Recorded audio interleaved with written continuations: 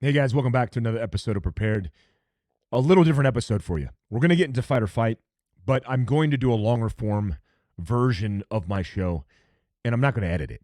I'm not going to do the splices and the cuts that you're typically used to seeing because I have a lot to go into, and I splice that to optimize attention span. What I've kind of figured out, and leave your feedback in the comments below, there's segments of audience who are used to 3 to 5 second cuts because they don't have the attention span. They want a 10-minute video. And there's other segments of my audience, especially, that appreciates longer form content. If that's you, then let me know and I'll continue to do things like this because typically I focus on one subject matter, one topic, one thing that's going on, but I have several things to talk about and I didn't want to leave anything out. As always, I'll go to my Patreon and do the underground after this, especially about the things that I want to talk about that I can't really talk about here because I try to monetize on my own channel. I don't have a lot of ads, but I try to use the opportunity to do my own stuff. But I will make sure that I go to the underground, as I always do, and go into the details about things that I can't typically talk about here. So one of the first things I want to talk about is the podcast I did with Jim Foreman. He's a senior enlisted equivalent to a command sergeant major in E9 in the Navy. He did 27 years, 20 of which he served in SEAL Team 6. Now, the reason I'm bringing that up, it's not going to release for a few weeks on Mike Force Podcast.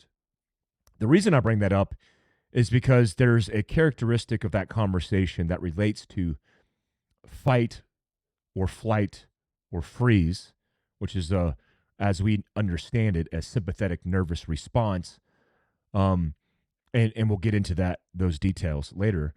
But there's a common experience that happens in special operations, especially at the tip of the spear, where it's not just one singular event that creates a traumatic, post-traumatic stress disorder or issue for people, for veterans. As a sidebar, as I've been a civilian for 8 years now, I got out in 2016, I've come to realize that trauma in all of its forms and all of its characteristics and impacts is common to all. Everybody experiences that. And when you have a gentleman like Jim who served 20 years, I mean, he assessed for SEAL Team 6 in 1997, and he retired in like 2018. He's seen it all.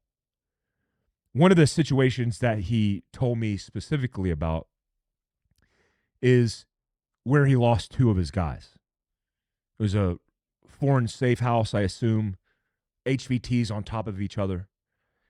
And a lot of bad guys, especially high-value targets, are protected by lower-level guys as their personal security. I mean, that's their bodyguards. That's typically how it works. They have an early warning network. They have people who are around them with guns to protect them. And he had 3 of those, as he described in detail, which I won't spoil it for you, but 3 HVTs on target. They get to a point where they take casualties, and as they take casualties, 2 of his guys, who are the team guys, are pulled out of the threshold where they were tragically killed and lost their lives. And he said he remembers looking at him and thinking to himself, why would you do that? Like, why would you do something when I told you not to do something? And that's what likely got them killed. And he dwelled on that. In fact, he dwelled on it for 11 years to where his first year out of retirement, he went to SHOT Show and was hanging out with the guys on Super Bowl Sunday, which is the day that this happened, 11 years prior. And he had kind of an epiphany in a moment. And I'm not going to spoil the story for you because I want you to hear it from his words, and it's more impactful that way. But the overall lesson learned from that experience for me is that no matter how trained, assessed, selected, experienced, and hard you are, trauma in its various forms are going to impact your life in some way, especially when it's quiet, especially when you're not occupied with conflict, when you're not in the moment. You're out of the moment and your head's on the pillow at night. It's going to affect you and impact you. And that impact has a direct correlation to your resilience in life and how well you live, and also your resilience in survival and how you get through moments in time, moment to moment. Catastrophic to insignificant that builds up and leads to catastrophic outcomes. I know that's a long-winded way of saying, we're going to get into fight or fight, which is a course I developed with Greg Lappin. But I wanted to highlight and caveat men like Jim. I also have made a commitment for Mike Force Podcast because I was so touched by the story that Jim was sharing of using Mike Force as a podcast to tell the stories of Special Operations Forces throughout history, and share those experiences with you because they were so impactful. I mean, when Jim left the parking lot, I was just telling my guys at Fieldcraft how impactful his message was, what he was saying about leadership was, his story, his life journey was. And I think it will be just as impactful to you. I have a few podcasts that aren't special operations related or military related, but I am going to make Mike Force a platform for special operations veterans on telling their story. Man, what an impactful story. A lot of you guys have asked about my buddy who was killed in action 23 April, many years ago, 2011, when Ben was killed. And I remember where I was. I remember how it went down. Excuse me. Because I was back at Fort Bragg, out processing USCCA and PCSing, moving to a new unit in Colorado. And we got the word that he was killed. Try to do my best to support the family. And it's somebody in my life who had a significant impact in a short period of time. I named my son after him. But I want to tell you a little bit about Ben and just share a story with you. Ben Bitner, Master Sergeant Ben Bitner, was a guard guy before he went into third group. He was on my first ODA, which is a mountain team, ODA 366. And Ben was the senior Charlie. Ben was a dick. I mean, if you weren't friendly with Ben, if you didn't know who Ben was, you would think he's the biggest ass on the planet. And it wasn't because he was, it was because that's his personality. We used to call him Bitter Bitner, because he would get angry and mad when people weren't doing things like, I don't know, leading by example or meeting the standard. And so my first rotation with him in Afghanistan, we spent 9 months together in a remote fire base. And I had heard stories about Ben from the year prior of him assaulting a bunker under machine gun fire uphill, up in the mountains of Afghanistan, earning his first Valorous Award. You know, you hear stories about guys and you're like, yeah. That's, everybody's got a story. And then you actually meet the guy. Ben was like one of the hardest dudes, the fittest dudes, the most technically proficient guys I've ever met in my life, and was like, I can't keep up with this guy. I went running with him once, and he's got like a real bad, like, pigeon-toed run that looks uncoordinated and painful to watch. But he was an endurance athlete. We were at above 10,000 feet at our fire base, and he just ran around the helicopter landing zone, and I'd follow him, and I couldn't keep up with him. Because, one, I couldn't keep up with his cadence because it was all jacked up. Two, he was just an animal, a machine. This dude had zero fear. Zero fear. And this relates to fight or fight as well, when I was trying to establish, like, was I capable of engaging bad guys, getting in a conflict with the enemy? Was I capable of working through fear and not freezing up, clamming up? Because they talk about it in training, but being there in real life is very different, especially behind enemy lines in a remote fire base in Afghanistan where you're surrounded by bad guys. We got called out once because the Afghan police at a checkpoint got ambushed. And so we jumped in 2 gun trucks, which isn't typical. I mean, typically you run out within a whole ODA. We were a split team. The captain I was with, my buddy Neil, who was his driver, and I was on the gun.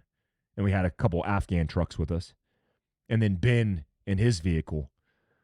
And we went 100 miles an hour to get there. No helmets, no body armor, just guns, grenades, machine guns, trying to rescue these guys.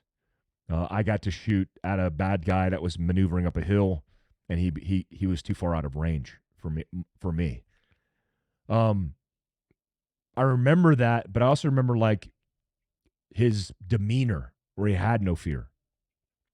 He like, you could tell if a guy has fear because their eyes move a lot. And when there's not a decision to be made, they kind of, like, get uncomfortable and they get stressed. They scream, they yell, they get angry, they show emotion. He had none of that. Zero fear. Fast forward, we get through that rotation, a whole bunch of crazy stuff going down. And we both rotate. I mean, we both go to training together. We go to Sephardic. We go to sniper school. Go all this training together. And we go to the SIF company. This is probably my second or third. Actually, this is my third rotation, I believe, with the SIF company, B-23. I was an assaulter, a sniper, and then I was a troop advisor for the Iraqi Tier 1 force for this rotation. And he came over from Charlie Company and started serving in the SIF, where he belonged. I mean, he did really well there. And he was a troop advisor. I remember we were on the same floor at Area 4 in Baghdad, and, you know, we'd rotate doing operations, doing missions, and then come back and then train, and then do it all over again.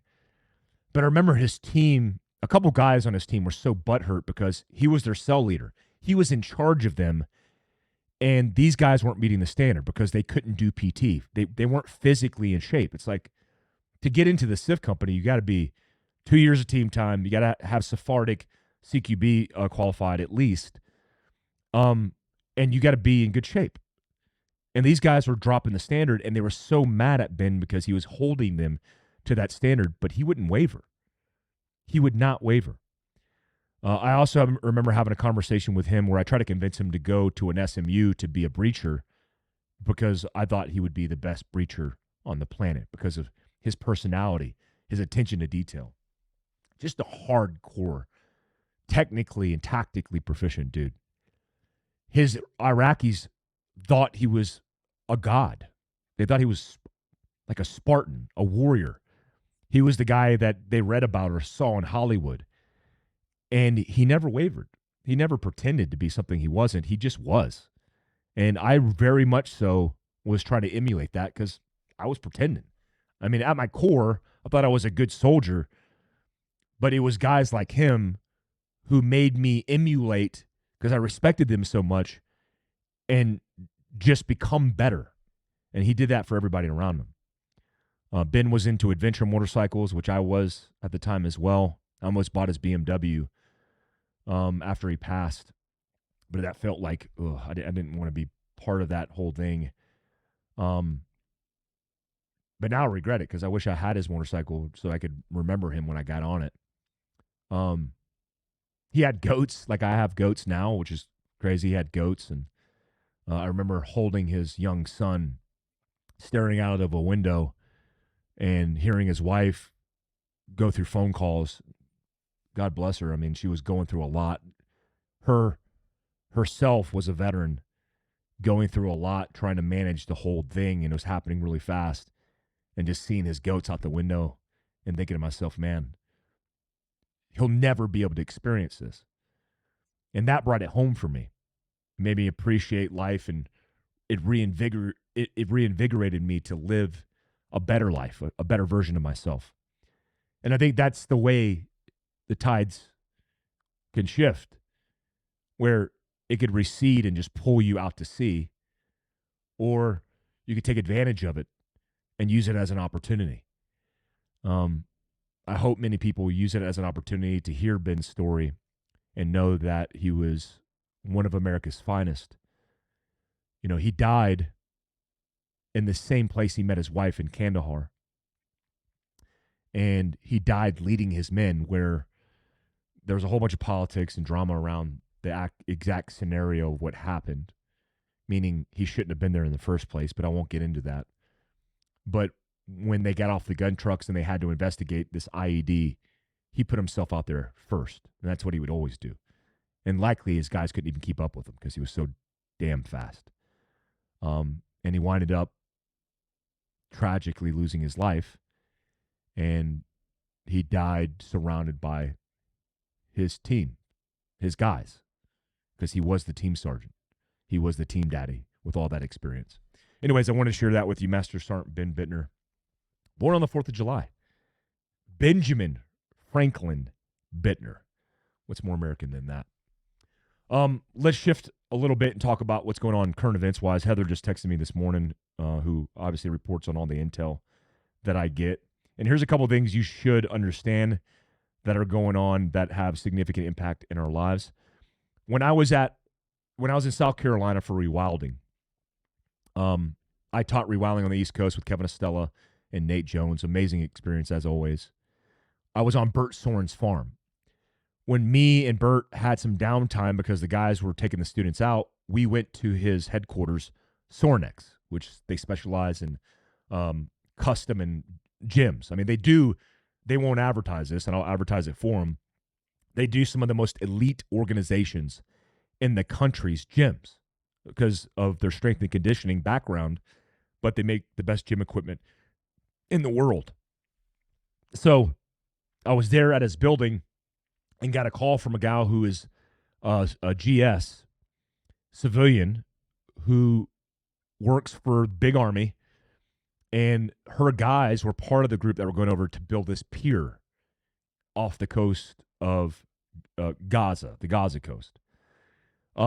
It just got reported terrorists targeted a U.S. humanitarian pier construction site off of Gaza, causing damage and minor injuries. Now, the mortars were fired by Gazan terrorists, likely Hamas, and it actually caused some minor injuries and some structural damage. This is a pier. This is a pier being built by Americans with no security, trying to give the people of Gaza humanitarian supplies. Now, I got Greg Stoker, who's a former U.S. Army Ranger, who has a very specific opinion about the Israelis in this circumstance. But leaving that aside, Hamas are terrorists. I don't care how you try to paint the picture, not Greg Stoker, but anybody trying to paint the picture.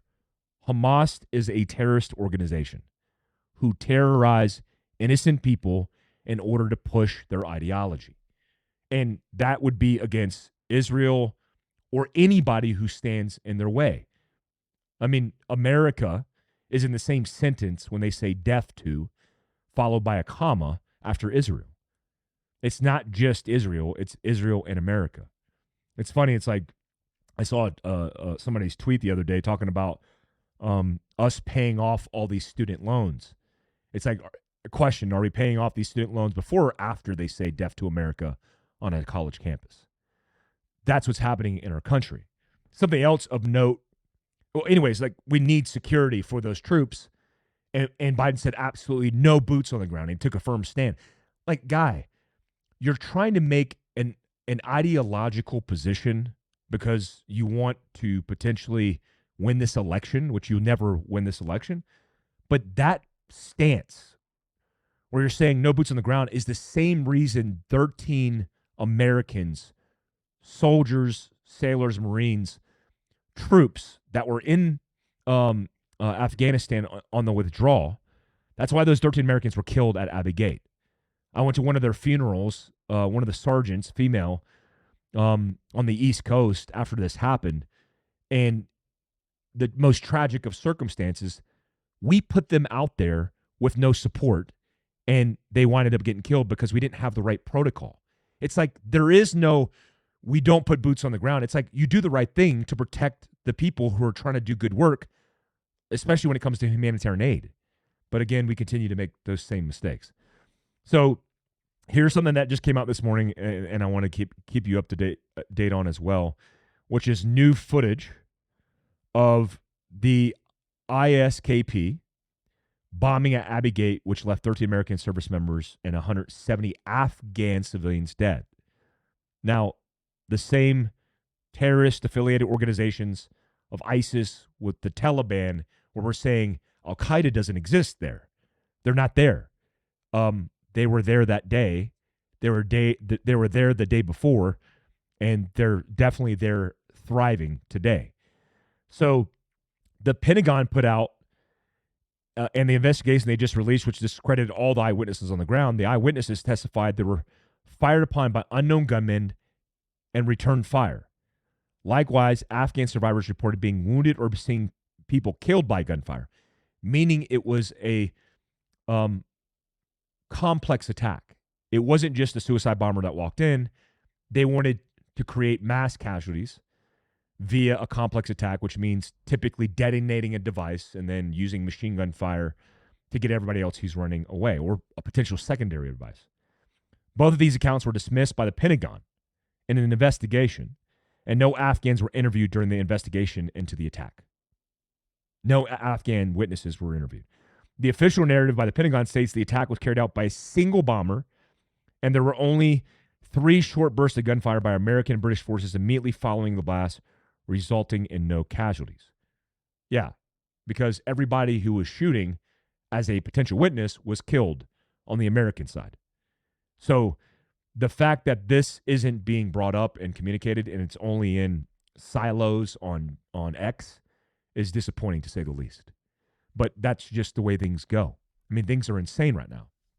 Lastly, I did want to mention that she sent me some intel, which I don't have all the details, so I won't go into detail here, about the significance of communist infiltrated parties affiliated with Antifa are part of this larger effort, including the funding, to protest and create disruptions across the country. This is like Antifa civil unrest 2.0.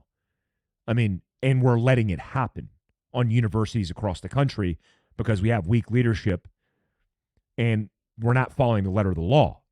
Where peaceful protests are turning into attacks on innocent people, and we don't call it that, and then nobody's held accountable because they're rolled up and then they're released the next day because we can't get charges sorted out. Guys, this is all the lead up. This is the trickling of the embers that are going to lead to massive flames leading up to the election. And the reason I say that is because all of this is a deliberate act with specific players, specific organizations that the DOJ likely is not paying attention to because they're too busy worried about you as a domestic national threat. They're not worried about the actual terrorists who are saying death to America, chanting that out loud on university campuses while they are violently attacking people, because that's not being managed. That's not being sorted. That's unfortunate, but that's just the nature of what you need to be prepared for. Guys, I do want to show you a little preview of something I've been doing on my Fieldcraft Survival App. The Fieldcraft Survival App is an app where we focus all of our efforts on educating you on all things, both academically and technically, meaning we talk about it, but we also walk you through drills and practice to include tourniquet, application, stopping the bleed, and tactical now. If I do anything tactical on this channel or any channel, we instantly get suppressed and shut down. That's why I've decided to shift it over to the app. Even Patreon is not a big fan of that thing, this thing. They're not a fan of it, so we get shut down. So we're not doing that. I've done a tactical vlog, and it's called Mike's Tactical Vlog, MTV, and we've introduced it to the app. And here's a little preview of one of the first episodes. Guys, welcome back to another episode of Mike's Tactical Vlog. Test evaluating a couple things.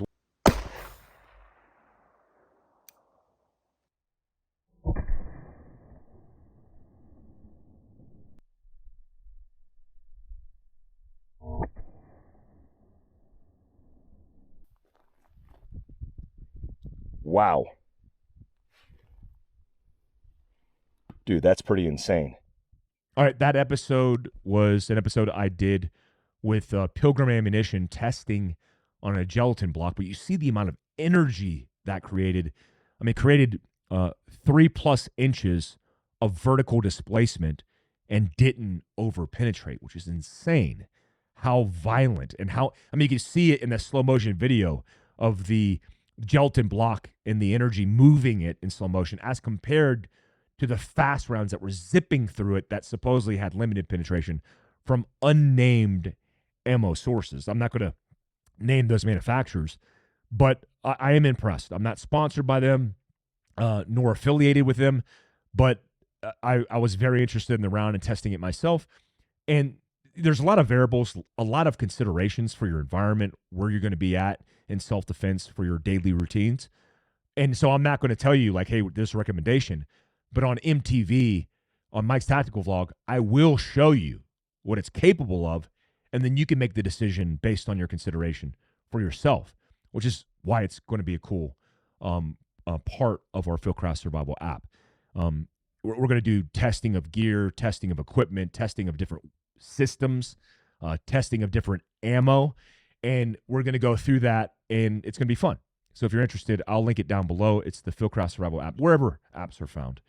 Guys, fight or fight. It's not an error. It's a play on words. We typically understand fight, flight, or freeze as being the neurological response, the mobilization tactic for the human body to survive in the worst case scenario. It is very much tethered to us in our primal, instinctual evolution of survival. It's the reason why we exist here today. Excuse me, I know this is no edit, so I'm going to take a sip of this coffee.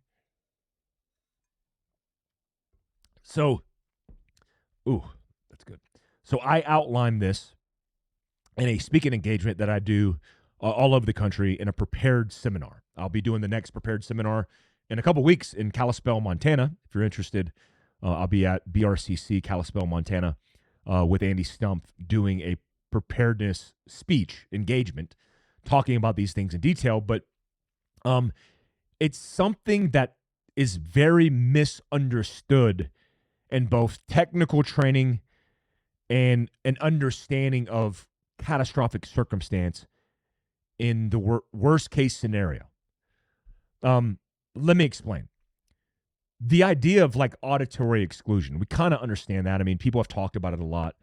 I first experienced that in combat when I responded and reacted to an attack with a 50 cal, and I didn't have ear pro, an M250 cal, and got my gun on and still had my hearing intact because I wasn't conditioned for that response.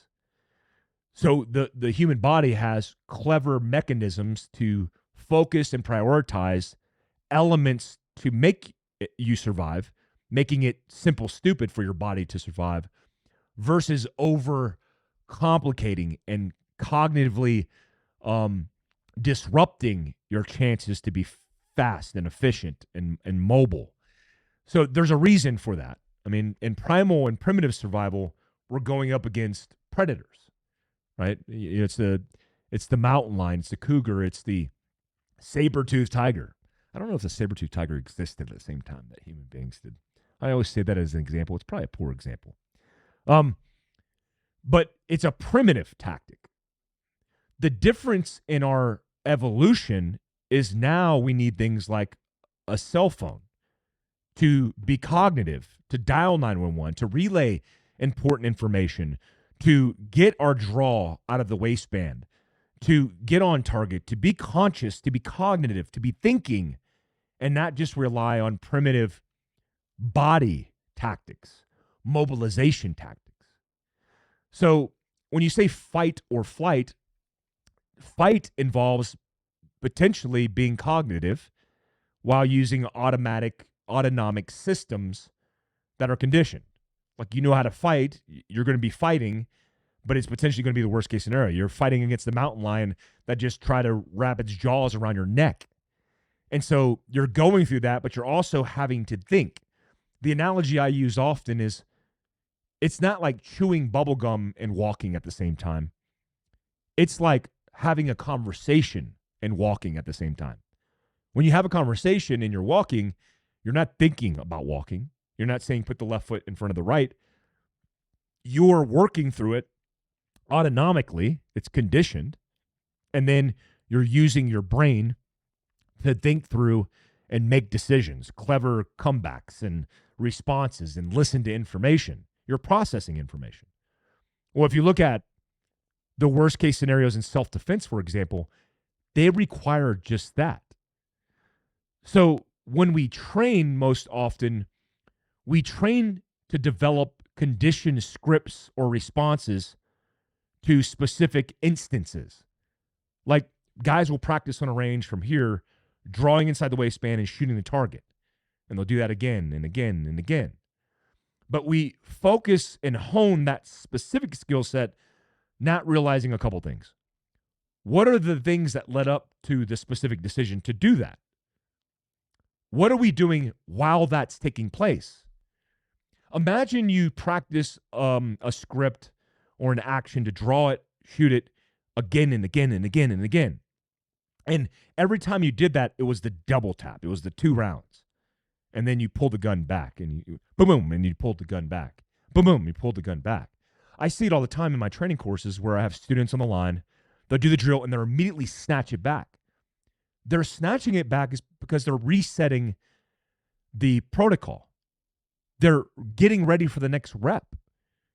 And so when you snatch it back in real life, you're taking it out of the fight when the fight potentially isn't over. Speaking from personal experience, where a lot of the time the fight's not over in that period of time until it's over, until they're in the dirt. In fact, if you actually took a guy and you said, bang, gotcha, and they fell on the ground, the time for them to just fall on the ground is a couple of seconds. Well, for you guys who shoot build drills, for example, you know what you could do, 6 rounds in a couple of seconds. So we're practicing scripts without understanding where the script fits into the entire model. And I've beat this to death, but I want to reinforce this as we talk about like how your body and how your mind work in cooperation with one another. If you practice the wrong script as a condition, and you don't open up your mind to think and process information while you're potentially delivering the script or post-script, and do it again, for example, after you've assessed information, you're nearly setting yourself up for failure. You're nearly setting yourself up for failure because the variables are many. It's not like an emergency procedure in a jet, for example, where there's a protocol and typically there's only a few variables that lead to that specific symptom, and then you address it, and then that deals with the catastrophe that's about to happen, and then you continue your mission. With human variability, there are a lot of characteristics that you have to be considering. I just saw a video that somebody sent me of 2 law enforcement officers, both female, who are walking up to a apartment door. And as they walk up to the apartment door, they look through the window because they got a call of a B&E, a breaking and entering. And there was busted glass. For context, there was a roommate that didn't have the key, so she broke the window to unlock it and then went in. They knocked on the door, and she came to the door with a gun in her hand. It's in the middle of the night and you knock on my door, I'm coming to the door with a gun in my hand because I'm not taking the chance, and the probability of somebody potentially nefariously knocking on my door at 2 a.m. is going to be high. So she walks up, it's a female, she walks up with a gun in her hand, and both those officers open fire. Now, when they open fire, they're not assessing the targets because they can't see it because there's curtains in the way. They're shooting aimlessly through a window and then a plant. They like smoke this plant. And then they continue to do reloads. Excuse me. And they continue to just go, and shoot. I mean, I think one guy went through 2 mags and was going into her third. And they're just standing out in the open. I'm like, what is... It's almost like they started falling in love with the feeling of dopamine they got from doing the pew, and they just kept doing it. Well, that's exactly what happens when you're under stress neurologically and you're activating technical scripts without using cognitive processes, without thinking through the problem. You have to be able to do both. It's why, in my opinion, and I think you guys would understand this analogy or example, hostage rescue is the most difficult thing to do. I mean, a lot of civilians, for example, expect SWAT teams to be trained on hostage rescue. That's their job. That's their responsibility. Having been in an organization, the Commanders and Extremist Force, whose mission tenet is hostage rescue, it is the most difficult mission set because it requires a multitude of multitasking under stress. And a part-time regional team in SWAT is not going to be able to do that efficiently. I mean, sure, doing the serving of the warrant, the raid, but doing pretty complex hostage rescue is left up to full-time teams, very significant commitment in training, equipment, assessment, selection, the list goes on because it's such a difficult thing to do. So imagine you're in a circumstance where you're responsible for that as an individual. If you don't understand how it works, you're not going to be successful. Here's the easiest example that I use in most of my courses. I say, and I told you this is going to be long-winded. I wasn't pretending. I say to my students, especially my men who have children, you drop your kid off at school, and as they're getting off or getting out of the vehicle and they're walking into the school building, you drive away and you're a quarter mile down the road, but you're in traffic because everybody else just dropped off their kids. And you know your kid just walked into a building where you hear gunshots. And you know that's happening. You have a pistol, a truck gun, whatever. And you go to save the day because obviously you're going to save the day because law enforcement would take 10 minutes at a minimum to get there. You're going to do something, right? And then everybody's like, yeah. I'm like, what would you do? And then I pick on somebody. I say, hey, what would you do specifically? Well, I would go in there and help and get my kid. Eliminate the threat. What multitude of answers.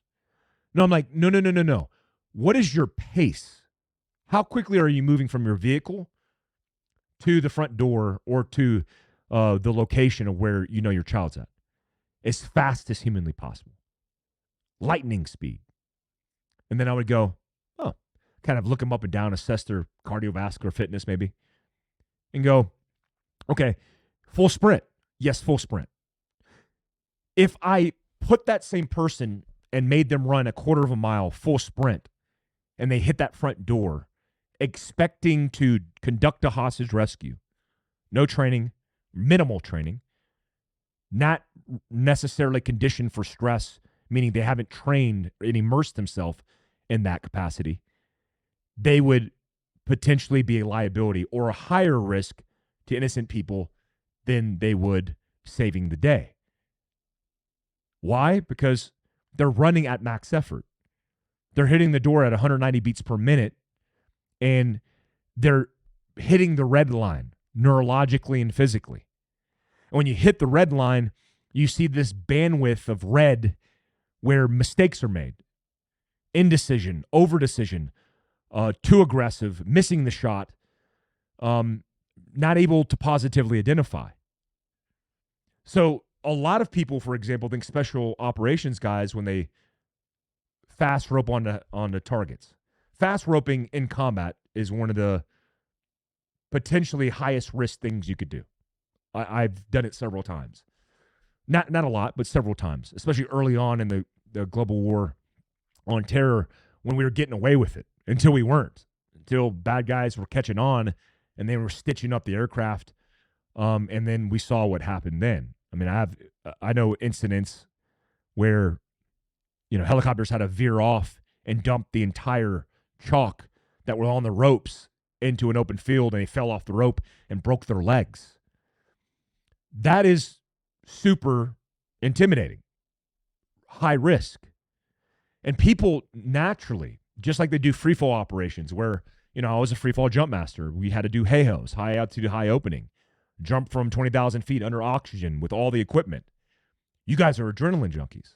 Get that a lot. You guys are adrenaline junkies. If we were, look, I'm not going to say you don't get adrenaline because you do.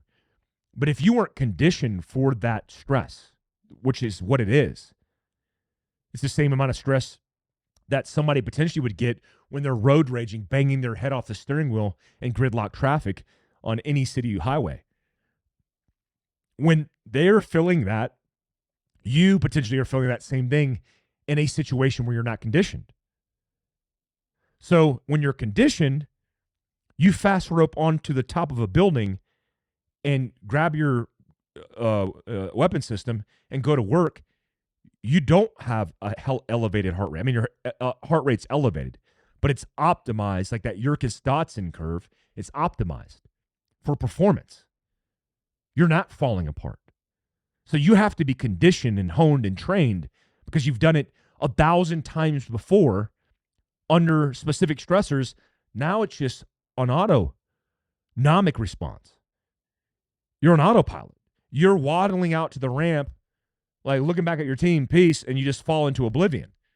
Because if you were overwhelmed, you wouldn't be able to do things, especially when things go wrong. You wouldn't be able to eliminate the threat and save the good person.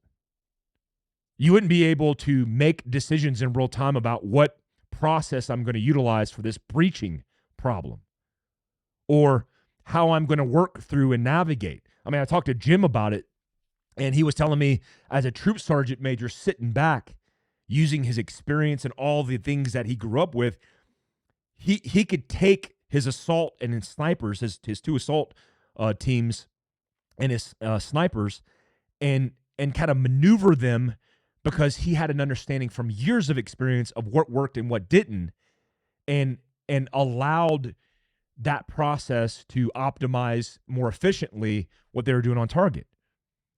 That's because he has that 10,000 hours of reps. It's not 10,000 reps, by the way, guys. A lot of people have misquoted that Malcolm Gladwell Outliers book quote or mantra about the 10,000 hours. It's not 10,000 reps. It's 10,000 hours, which is a decade in normal time if you sleep and you're doing this stuff during the day. It's 10 years. That's when you start honing your expertise after about 10 years. So the reality is we don't know how we're going to respond until we know how we're going to respond. Excuse me. Now, a natural question is, how do we train this? I have several courses that we use to train this. But the focus is not fight or flight or freeze. It's not the shifting from parasympathetic, which I am right now, rest and digest, into things are about to hit the fan and I'm elevating that cortisol, that norepinephrine. All those things are accelerating as a mobilization tactic, but I'm conditioned for it. So I'm using it as a tactic to fight more efficiently, not to flee or to freeze and to clam up because I don't have anything in the Rolodex of tools and tactics to tap into. So in personal defense, you see somebody who's a technician. They're a technician. They're not a tactician. They're a technician. The difference is a technician is technically proficient at doing the thing. A tactician has taken that technical proficiency and implemented it into tactics immersed in stress. So what we see is like the technician, the guy who manipulates it really well, who has a lot of experience on flat ranges. They get into a scenario, for example, in personal defense, where there's a woman, and that woman is in this scenario, his girlfriend. So he feels like, I have to defend, I have to protect. And then the opposing force, the bad guy, goes to intercede and get involved and goes to grope or grab at that female. Not harm, not attack, not be violent. In fact, in this specific scenario, he's asking for a sandwich, and spoiler alert, hey, you got any food? You got any food? But not doing anything crazy. And then the person assesses the information, draws the pistol efficiently, quickly, and engages the threat. Mostly in the back because we set up the scenario that way. And then we go, okay, let's stop. Students, who here, based on what they saw, would convict this student of murder? Every hand goes up. Most of the time, every hand goes up. You might have a couple like, but mostly every hand goes up. And you go, well, why? And then you ask the person, so you drew the gun and you shot. Talk to me about the justification. Why did you do that? Well, he was going towards the lady, my girlfriend, my wife, in air quotes. Like, okay, is that justifiable to use deadly force against that person? Well, yeah, I thought they were a threat. So instead of using you, because you're 200 plus pounds, to mitigate that, to stand in front of that person to protect them, they were groping at them, reaching towards them, not grabbing, just reaching towards them, saying, hey, you got any food? You thought it was okay to shoot him. Well, what was the trigger for you? What made you decide? Oh, well, I just thought. Okay, so you're technically proficient, but you don't have the tactics nor a protocol for your go, no-go criteria and understanding when it's appropriate to use deadly force. That's okay. We could work on that. We could train that. You know, I appreciate people who are technically proficient, but we could train that. It's like one that wasn't justified because you and that person weren't at risk of being severely injured or dead, and there was no risk to anybody else around. And also, just from the perspective of people witnessing it, from their perception, it looked like a bad thing, which is obviously a reality we live in. I mean, CCTV cameras cover everything. So we have the tools and tactics, and we work on that. That's an example of being technically proficient and not having the understanding of how that proficiency operates under stress. Because it's like, that's what happens. It suppresses all your technical efficiencies. Most often we ask, hey, what did you see? I saw this specific action, and they hone into that. Like their hand went for their waistband or their pocket. Okay. And then you did the thing. Yes. What'd you see during it? Not much. Okay. That's normal, because in a parasympathetic to sympathetic shift, your senses take in information partitioned. It doesn't run in 4K. You're not able to slow-mo that in 120 frames per second.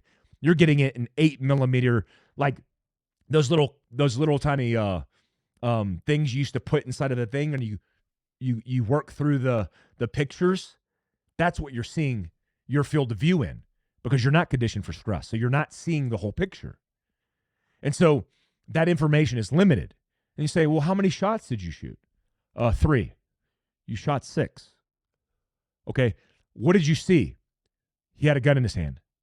That was a cell phone. How many assailants were there? 1. There was 2. How many victims were there? 2. There was 1. So there's a lack of cognitive input as well when you're under stress and not conditioned for it, which is one of the reasons why I wanted to focus on creating a template for fight, flight, or freeze. I will hope to one day write a book on this, because I think if people understood that stress, which this is, which enacts or at least kicks off this fight or flight response, it's not a bad thing. Because operators, first responders who are trained in it, certainly not these 2 female officers that did what they did, but officers that are trained in it, jiu-jitsu practitioners understand this methodology. People who operate under stress understand this modality. You start seeing things more clearly, and you're able to technically and efficiently operate. And when people who experience the same thing see nothing, you see it all. It's like jumping your first time and not seeing your altimeter. And then the next time you you see birds and you see clouds and you see the person in front of you, and you could see all the things when you land. That doesn't happen the first couple times. So we have to inoculate the experience. The number one fear in America, as outlined by academia, is the fear of public speaking. Have you ever been forced to public speak working through that fear? If you've clammed up, if you got sweats, if you felt like you're going to defecate, if your fists clenched, your teeth clenched up, and you had a panic attack, well then no. You don't have tools and tactics to work through it. You don't know how to breathe through it. You don't know how to positively affirm and have the right mental mindset. When you're getting pummeled on a mat by a black belt in jiu-jitsu and you're working through it, how does your body respond? It could potentially panic if you're not trained and prepared. And that panic will lead to only you being choked out quicker. But if you know how to manage these things, if you know how to work through it, if you're given tools and tactics, you'll be better off technically operating as well as making sound decisions while all of this is going down. You know, like personal defense, we talk about what happens post the event. And we make our students work through it post-event. So we'll have the whole scenario go down. Excuse me. They'll break shots. And then we're like, continue. And they're like, continue.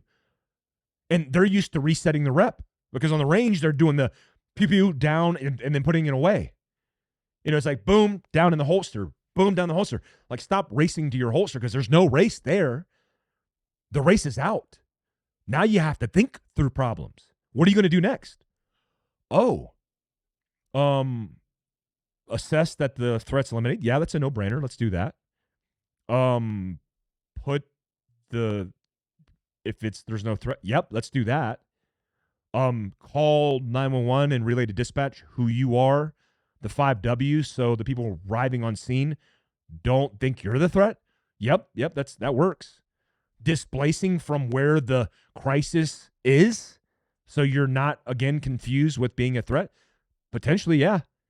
Relaying and communicating to other people around you that this just took place and to get away, stay away, and taking control. Yeah, let's do that as well. There are things that you have to do that require thinking outside the box. It's not as easy as just enacting and then retracting and then resetting. We don't do that. It's not a cycle of operation. It's something that we have to work through based on all the variabilities that you're faced with. So this course, which is our first course, I'll link down below, and it's going to be exciting. It's going to be a whole experience of learning the neuroscience, understanding how your body and your mind's going to react, and then building scenarios that are going to condition you for stress. Lastly, one of the coolest things I ever saw in training was the hooded box drill, where NAVSOFT, Naval Special Operations Command, did this, where they had, I think Dieter is the first one who brought this in. I might be mistaken. But they basically put a thing over your head that was like a box that had blinders on. When they blinded you, they pulled it up, you had to react and respond to what you saw immediately. So it prepared your mind and your body for conflict, but not all the time was conflict or making contact with the enemy the appropriate response. So that's how decision-making under stress in the real world works all the time. There's a spectrum where too far right on the spectrum over here, you're too aggressive and you shouldn't have made that response. Too far left in indecision and you weren't quick enough. It's somewhere in the middle where you need to be, where it's balanced. It's like that was appropriate. And the closer we can get there, because you're thinking, you're activating the right script, you're working through the process, that's how it works in the first place. And this is analogous, by the way, to not just a catastrophe that happens in a moment. This is analogous to what you do every single day. Because a lot of you don't have the right baseline. Your baseline of managing stress has been so obscured, so potted and bashed that you have no resilience at the bottom. So the spouse says something wrong, the kid does something wrong, somebody cuts you off in traffic, and you go into fight or flight because you don't have a baseline of resilience built out for you to work through problems. That's also what it's about. I'm looking forward to it. It's going to be with Greg Lappin, professor of black belt, which will hone you into some of the things that we're going to do. But I'm really looking forward to it, and I appreciate you guys hanging out with me for the last 50 plus minutes because I enjoy doing this every once in a while and opening up the conversation and talking a little bit more in detail about things that I'm passionate about. Obviously, being best prepared. Tomorrow, I'm leaving up to Idaho to go teach with Rhiannon and Alex. It's going to be real fun. Looking forward to that. And then I'll be back next week on an episode of Prepared. Appreciate you. Till next time. Peace out, guys.